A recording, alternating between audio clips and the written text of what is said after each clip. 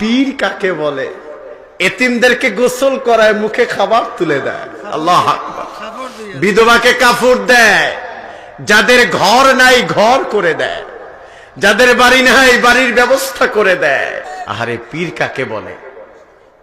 পীর কাকে বলে? আমি আসার সময় আমি কোনোদিন আসি নাই সাহেব বাড়িতে, শুধু নাম শুনছি। যখন শশিনা ছিলাম তখন দারুন নাজাতে লম্বা সময় পড়াশোনা করেছি।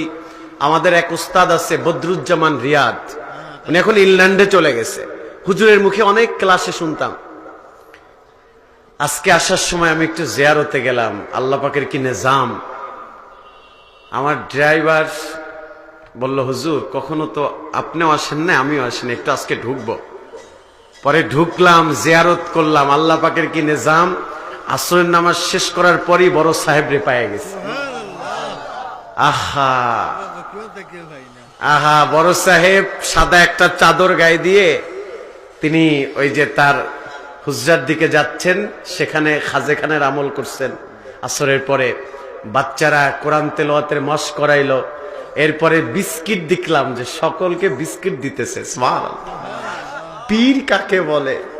এতিমদেরকে গোসল করায়, মুখে খাবার তুলে দেয়, আল্লাহ আকবার। বিধবাকে কাপড় দেয়, যাদের ঘর নাই ঘর করে দেয়, যাদের বাড়ি নাই বাড়ির ব্যবস্থা করে দেয়, যাদের রিজিক অন্বেষণ করার জিনিস নেই তাদের আসবাবপত্র কিনে দেয়। এরাই হচ্ছে পীর, ঠিক কিনা বলেন? যারা মুরিদদের কাছ থেকে লক্ষ লক্ষ টাকা হাতায় নেয়, এরা হচ্ছে বাংলার জমিনের শ্রেষ্ঠ রাজাকার, ঠিক কিনা বলেন?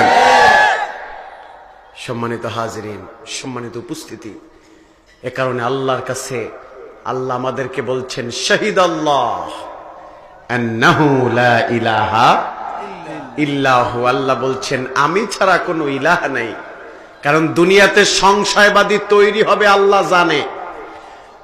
বলবে যে আল্লাহ বলতে কিছু নাই, বলবে দেয়ার ইজ নো গড, বলবে আনসিন ইজ নাথিং। এইভাবে অনেক শিরক কুফরযুক্ত কথাবার্তা তারা বলবে।